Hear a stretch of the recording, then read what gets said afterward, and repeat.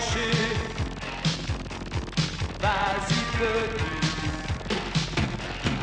allons studio. Ici Régie, comme Magnéto. Et c'est parti. Chalut. Vous vous rappelez tous des crimes abominables commis la semaine dernière par Jack, l'effaisseur de pantalon. Oui, je me souviens. Mais pourquoi vous dites l'effaisseur de pantalon? Eh bien, devant on dit l'éventreur, et derrière, ça me semble logique qu'on dise l'effaisseur, non? Les faits. Il s'agissait d'un clou qui avait perdu la tête et qui dépassait les bornes. Dès qu'il voyait un pantalon, il ne pouvait s'empêcher de le déchirer.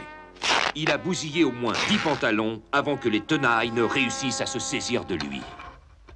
Son procès vient de commencer aux assises de la Chambre de justice. Et Téléchat va vous y faire assister en direct.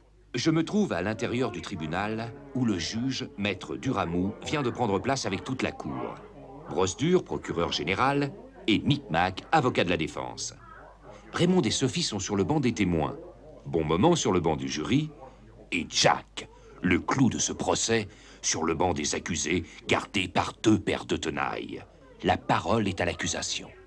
Monsieur Bonmaman, vous qui non seulement représentez le public dans son ensemble, mais aussi le jury dans son particulier, nous allons vous prouver que ce tordu a fait exprès de déchirer d'une manière atroce les pantalons qui avaient le malheur de l'approcher de trop près.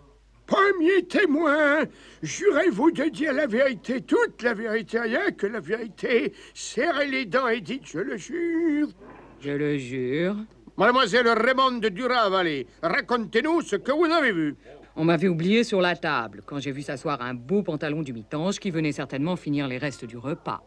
Vous étiez sur la table, donc vous ne pouviez pas voir le tabouret, ni mon client. Opposition, votre honneur. Maître Micmac, l'avocat de la défense, intimide le témoin.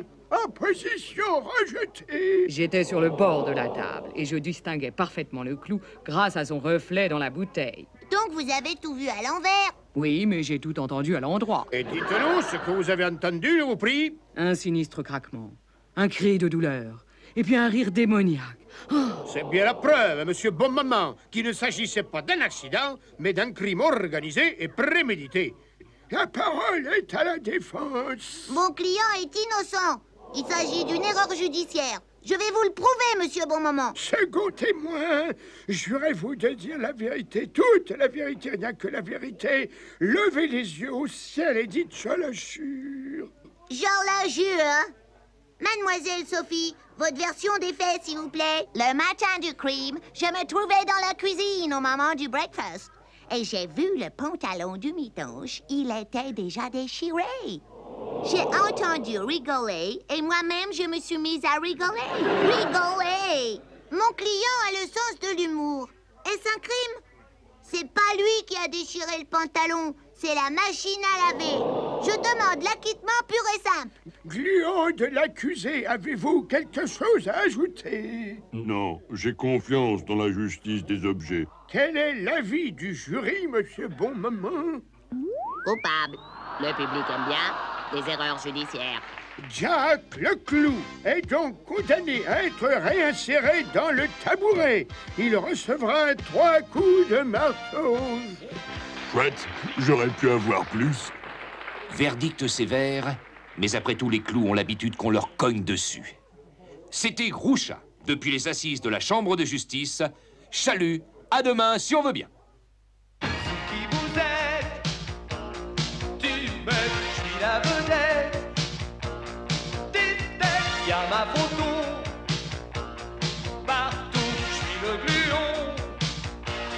Tu trouves. Quand TGV est au milk, le lait n'a plus le même goût. Mais je t'assure qu'il ne sera pas là. Je lui ai interdit de revenir.